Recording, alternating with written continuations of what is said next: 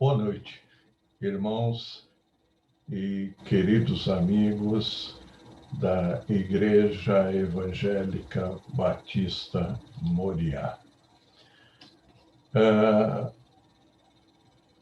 Eu quero dar continuidade ao estudo que eu comecei falando sobre agregar valores à vida.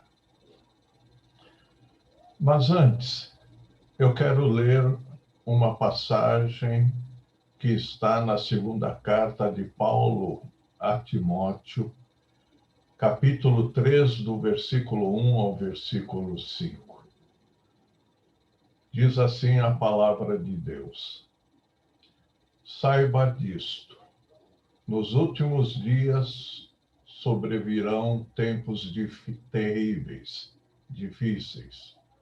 Os homens serão egoístas, avarentos, presunçosos, arrogantes, blasfemos, desobedientes aos pais, ingratos, ímpios, sem amor pela família, irreconciliáveis, caluniadores, sem domínio próprio, cruéis, inimigos do bem, traidores, precipitados, soberbos, mais amantes dos prazeres do que amigos de Deus, tendo aparência de piedade, mas negando o seu poder.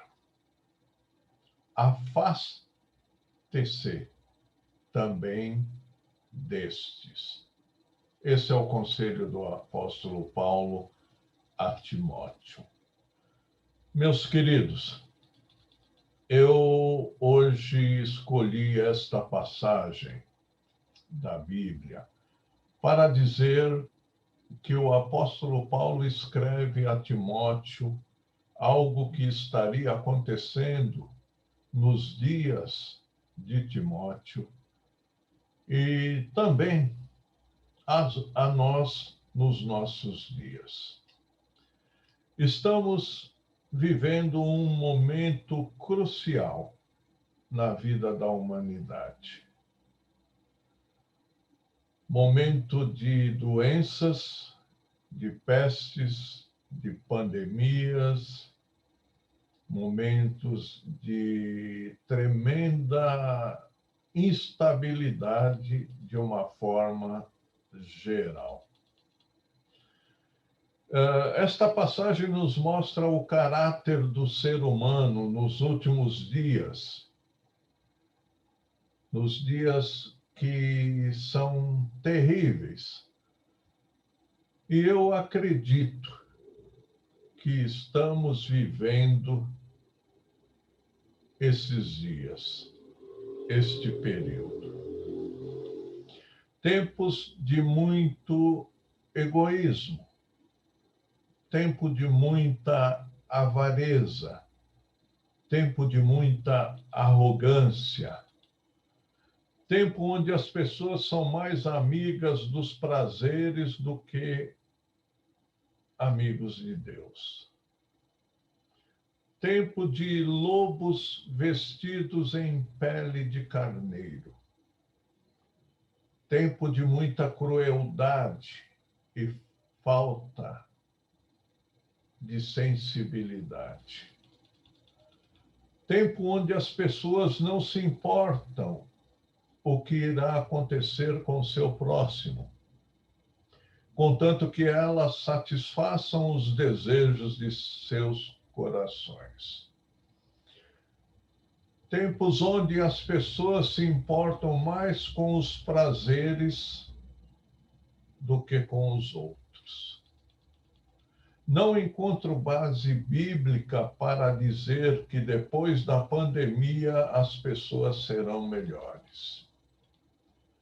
Bares, baladas, festas, aglomerações, orgias, Este tem sido o cenário num momento tão delicado pelo qual nós passamos. Eu creio na soberania de Deus, mas eu não descarto a responsabilidade humana neste momento. Porém, meus amados, o pós-pandemia, apesar desta visão panorâmica, o pós-pandemia ou na pós-pandemia existirão pessoas carentes, pessoas destruídas, famílias arrasadas, pessoas à procura de uma esperança, pessoas querendo e esperando orientações. E a igreja precisa ter não somente palavras para essas pessoas e suas famílias, mas precisarão ter atitudes, ações, precisarão ter valores agregados em suas vidas. Quero afirmar que não devemos pensar que temos poder e capacidade sozinhos para agregar esses valores. Jesus ele foi muito claro lá no Evangelho de João, capítulo 15, versículo 5, ao dizer: Eu sou a videira, vocês são os ramos. Se alguém permanecer em mim e eu nele, esse dará muito fruto, pois sem mim vocês não podem fazer coisa alguma. Queridos, precisamos de Deus, precisamos de Jesus, precisamos do Espírito Santo, para que esses valores sejam agregados em nossos corações. Eu e você só poderemos dar aquilo que tivermos agregados em nossos corações pelo Espírito Santo. Uma pergunta: o que temos para passar para as pessoas hoje e no pós-pandemia? Quais valores nós temos para passar às pessoas? Na primeira parte desse estudo, Agregue Valores à Vida, nós falamos sobre agregar justiça à vida. Nós falamos sobre agregar paz à sua vida. Nós falamos sobre agregar alegria à sua vida. Nós falamos sobre agregar fé à sua vida. Nós falamos sobre agregar obediência à sua vida. Obediência a Deus, obediência à sua palavra. E agora, eu gostaria de falar nessa segunda parte sobre outros valores que devemos agregar à nossa vida. Precisamos agregar à nossa vida, ou agregue humildade à sua vida. Mateus 18, versículo 4. Portanto, aquele que se tornar humilde, como esta criança, esse é o maior no reino dos céus. Palavras de Jesus. Humildade é ter um conceito equilibrado de si, reconhecendo que quem merece honra, glória, louvor, adoração, não sou eu, não é você, mas Deus. Deus merece toda a honra, toda a glória, todo louvor, toda adoração. Romanos, capítulo 12, versículo 3, nos fala isso. A pessoa humilde não é orgulhosa, nem vaidosa no sentido pejorativo da palavra. Porém, isso não significa que humildade é se menosprezar. Não significa que humildade é deixar de se amar.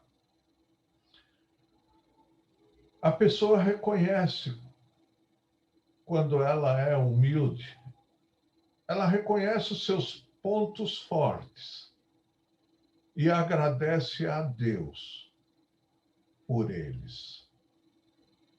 E reconhece os seus pontos fracos e pede ajuda a Deus para melhorá-los. A pessoa se submete a Deus porque Ele sabe o que é melhor para as nossas vidas. Uma outra característica de quem é humilde é o fato de não ser egoísta. Humildade é pensar nos outros antes de nós e não acharmos que somos os melhores, que somos superiores aos outros. Filipenses capítulo 2, versículo 3. Nada façam por ambição egoísta ou por vaidade, mas humildemente considere os outros superiores a si mesmos. Devemos valorizar as pessoas.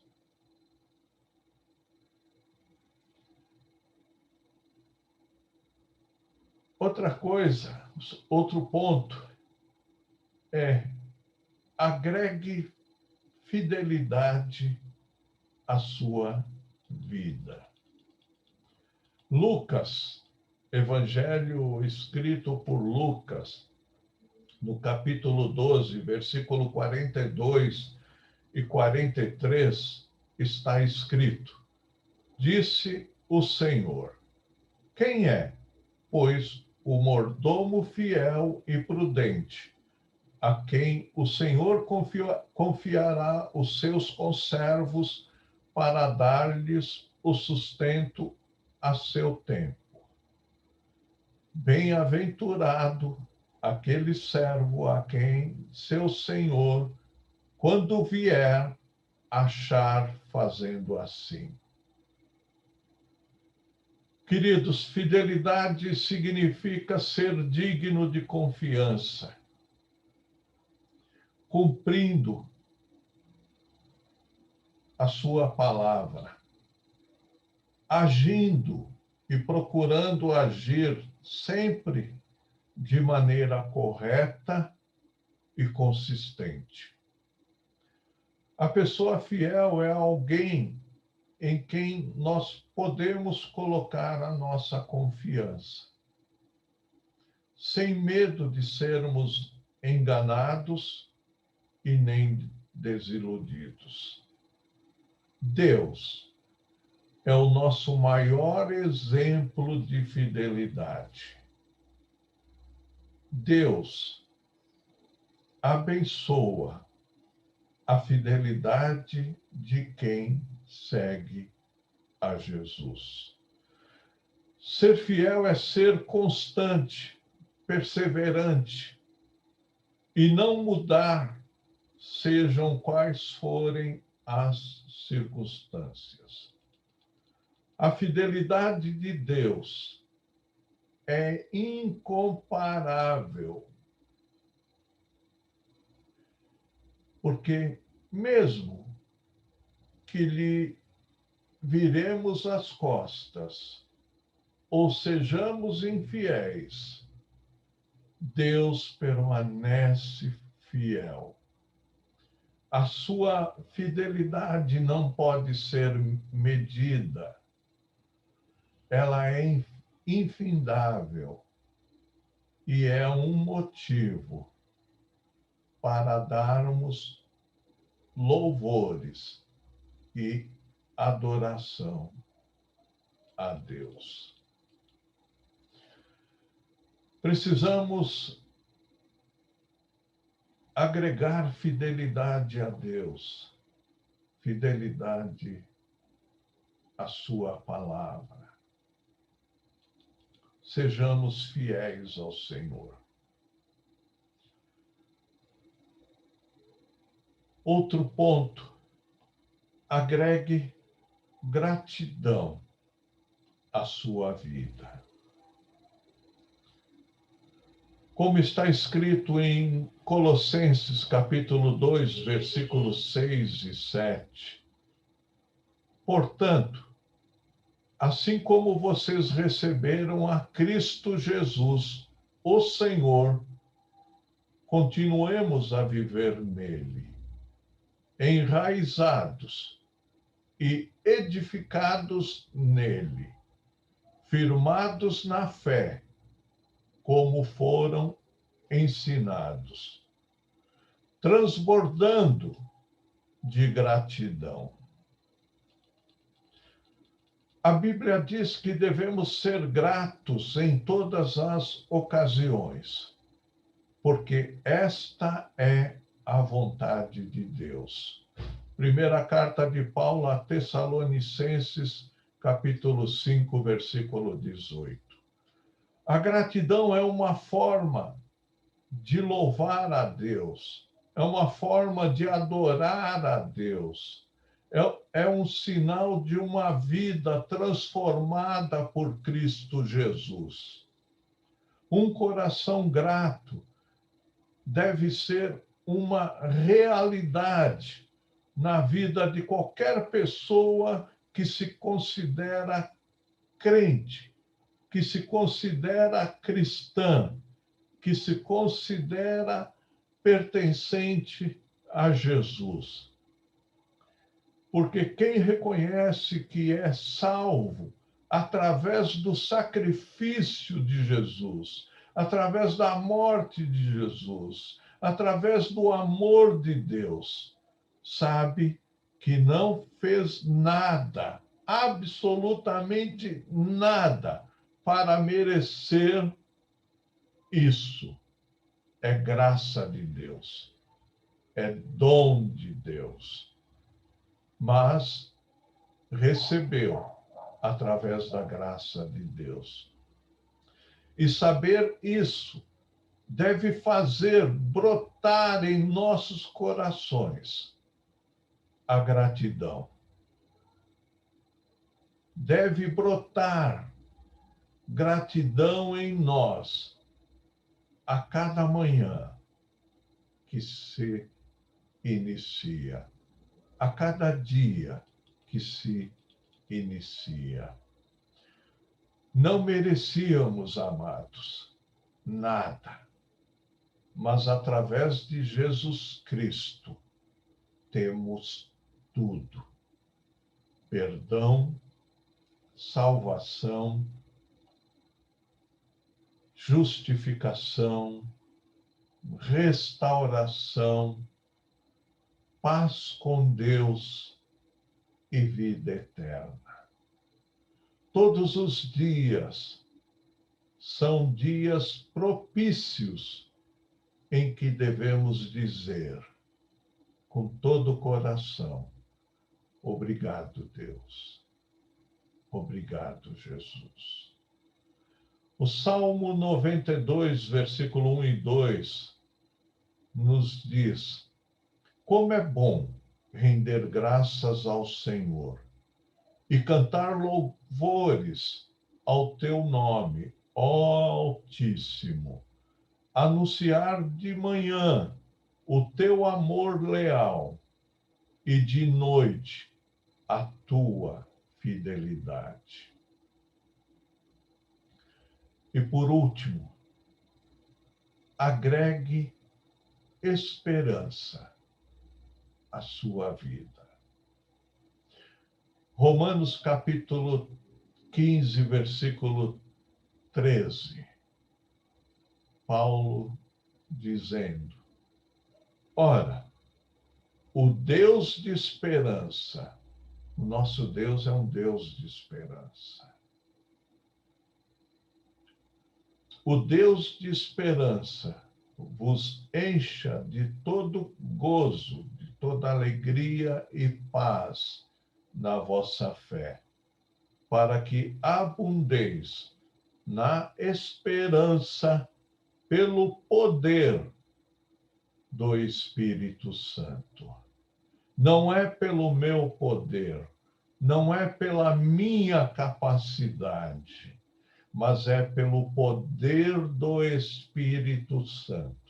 Todas essas coisas, todos esses valores poderão ser agregados à minha vida e à sua vida, não pela nossa capacidade, mas sim pelo poder do Espírito Santo. Esperança é ter a expectativa de que algo vai acontecer. Jesus irá voltar.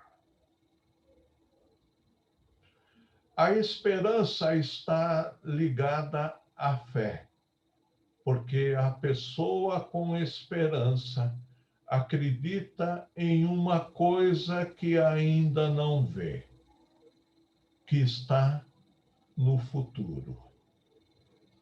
Romanos capítulo 8, versículo 24 e 25, diz: pois nessa esperança fomos salvos.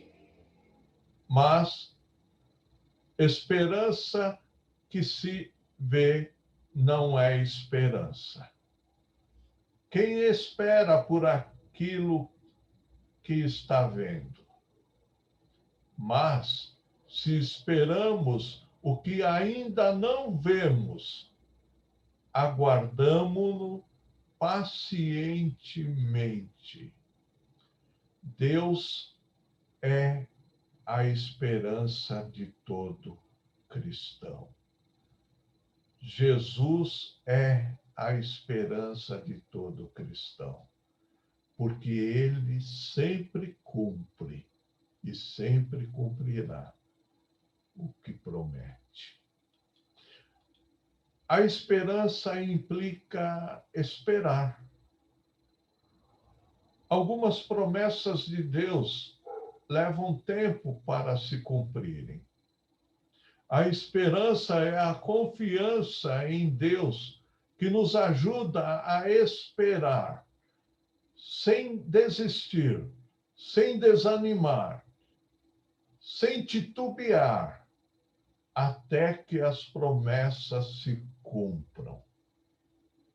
Para isso, precisamos ter fé em Deus.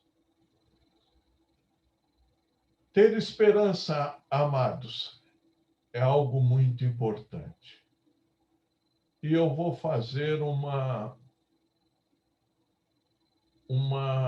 pequena separação entre esperança natural e esperança espiritual.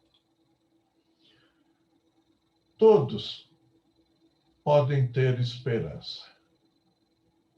Podemos chamar isso de esperança natural. A esperança natural pode acabar. E é perigoso quando isso acontece. A esperança natural baseia-se nas circunstâncias. Mas nós temos esperança espiritual. A esperança espiritual baseia-se na palavra de Deus. Enquanto a esperança natural é horizontal, a esperança espiritual é vertical. Nós olhamos para o alto, nós esperamos que do alto venha o nosso Senhor, o nosso Salvador, o nosso Redentor Jesus Cristo. A esperança espiritual vai além da esperança natural e até mesmo contra ela. Abraão, quando Deus prometeu a ele um filho, ele estava com a idade muito avançada, bem avançada. Era até mesmo contra a esperança. Mas ele esperou em Deus e Deus cumpriu a sua promessa. A esperança natural é a última que morre. Porém, a esperança espiritual não morre nunca. Nossa esperança está em Deus.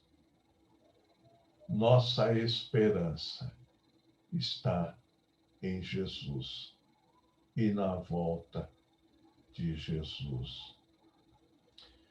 Então, meus amados, quero mais uma vez chamá-los a agregar valores à nossa vida. Agregue a humildade à sua vida. Agregue a fidelidade à sua vida. Agregue gratidão à sua vida. Agregue esperança à sua vida. E tudo isso na graça e no poder do Espírito Santo. Quero, para terminar, deixar o que está escrito em Judas, versículo 24 e 25. Diz assim: aquele que é poderoso para impedi-los de cair e para apresentá-los diante da sua glória sem mácula e com grande alegria, ao único Deus, nosso Salvador, seja glória, majestade, poder e autoridade, mediante Jesus Cristo, nosso Senhor, antes de todos os tempos, agora e para todos sempre. Amém. Que Deus nos ajude, meus amados, através do seu Espírito Santo, a agregarmos valores que realmente sejam bons e agradáveis a Ele, a Jesus, e que esses valores possam ajudar famílias, pessoas que estarão vindo desta pandemia. Que Deus os abençoe. Amém.